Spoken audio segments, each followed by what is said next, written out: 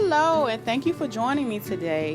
What I made today was a jumpsuit out of some fabric that I found at Walmart. I was super excited. It was only $1 a yard. Yes, you heard me right. $1 a yard. And if you're interested in seeing how I created this, please stay tuned.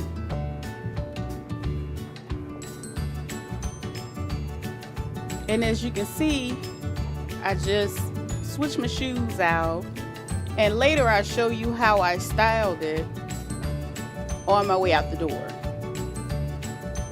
But let's get into this project. The first thing I did was I used the crop top that I had previously made from for a jumpsuit to work out, and my pants that I created. And I basically laid them out on the fabric. The fabric is folded once. The good edges are facing one another, and I basically cut around it. Now what I can say is the gap that you see in the middle, you can actually put your garment together. I did that, and I ended up having to cut some off of my shoulder because it ended up being too big.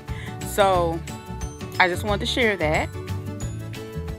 So again, like I said, as you can see, I'm cutting around my arms and all that fun stuff. But like I said, I was so excited. I took my time to make sure.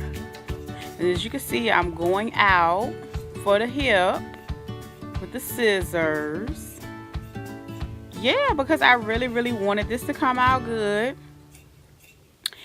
And you know, it's nice to have a good old little nasty crushed velvet suit in your closet. I'll be excited to be able to wear this when I go out of town. But anyway, yeah.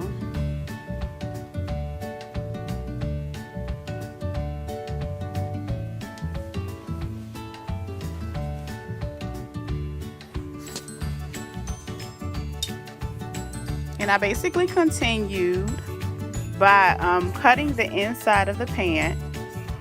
Now what I did, I made sure I went as close as I could to the middle to create that triangle for my crotch, so it can fit the way I need it to.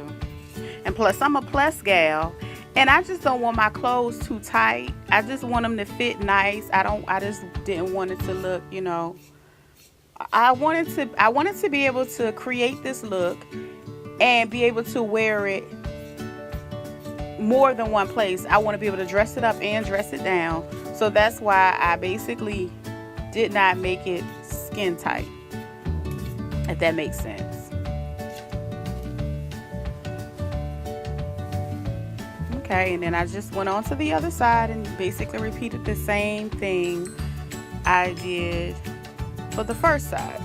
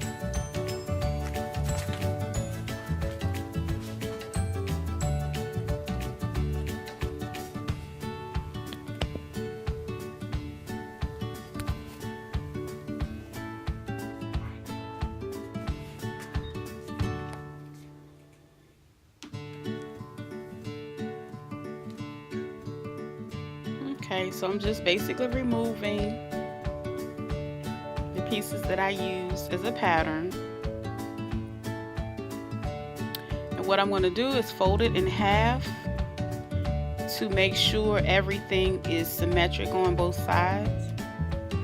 And if anything needs any adjustments, this is where you go ahead and cut it out and make sure the two sides are symmetrical.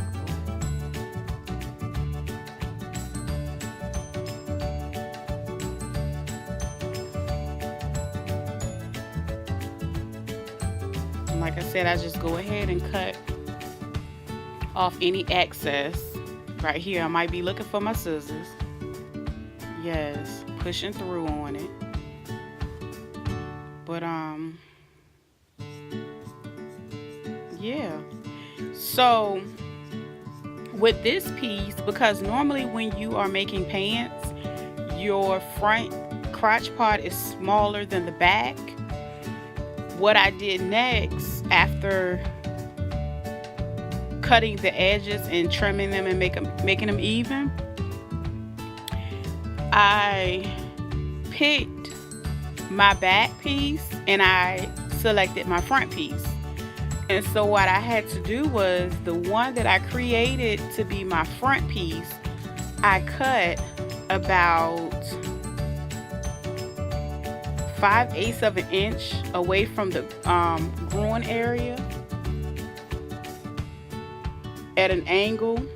That way when I sewed that piece, it would fit better, and the back piece, of course, would be the regular size of the garment that I have in front of me. So again, it's just like when you make a pair of tights, you want the front to be smaller than the back, because when you go and sew it, the bottom part is essentially going to fit like a pair of tights. So yeah, if you can see right here, I'm taking that one individual piece and I am going and cutting it because I needed to fit differently in the front. And that's it for that piece. Now the back piece I didn't touch.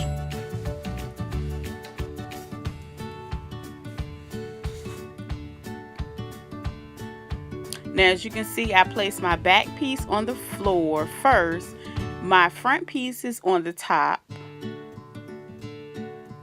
And what I'm going to do is basically line them up together.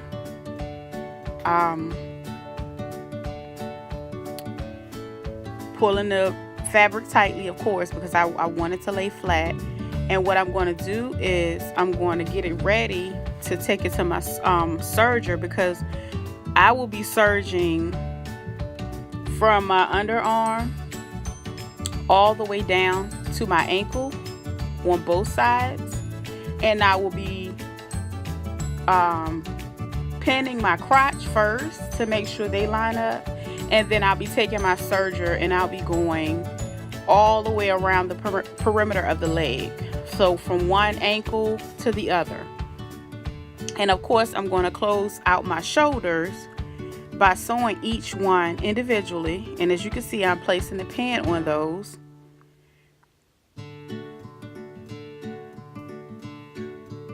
And I'm just going to pin this. I'm not going to pin the whole thing on tape, but basically you will pin it all the way down. And if you've been sewing for a while, you probably won't need any pins. But to keep it from shifting,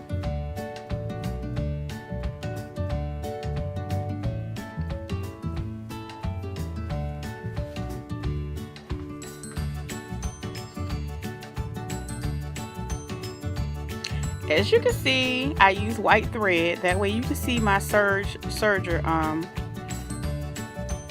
I went, like I said, down the sides, on the shoulders. And what I did at this step, I went and tried my garment on. And when I tried it on, of course, that's just me showing you how I differentiated my back piece from my front. I just put that in if I don't have a tag. But yeah, I went and tried it on. And next, what I did, I created my neckline, and I decided to make it a little shorter on the front. Not too short, because I didn't want to show any cleavage on this one. I might make you one later with cleavage, but this one I don't, because I like the solid color and I like the versatility of it. So yeah, I'm just making my neck hole a little lower, and I just cut it around, as you can see, trying to make it as symmetrical as possible. And then I'm going to start my hemming process. So now, when it comes to hemming my garment, I'm going to fold it twice. So 1/4 inch, and I'm going to fold it over again. That way I keep it from fraying once I wash it. So I'm going to repeat that process, and I'm going to go all the way around the neck.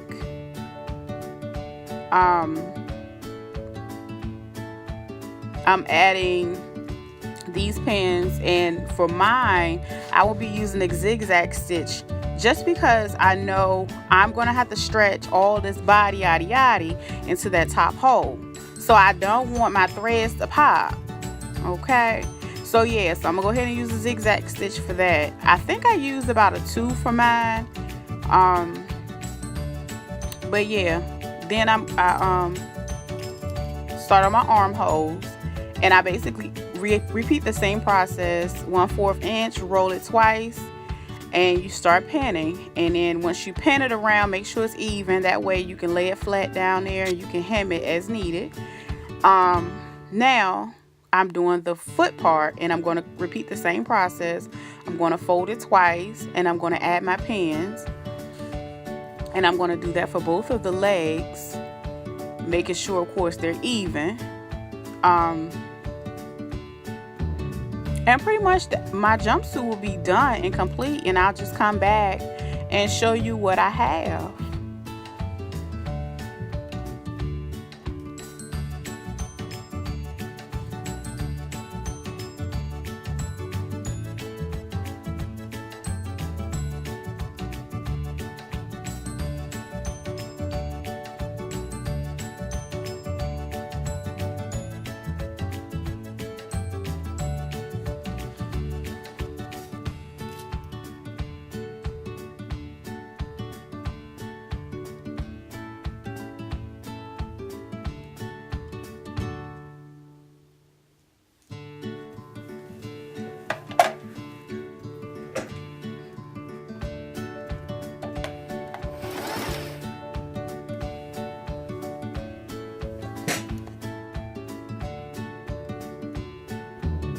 This is me sewing it on my hemming it on my machine, and I did take a little bit of time to.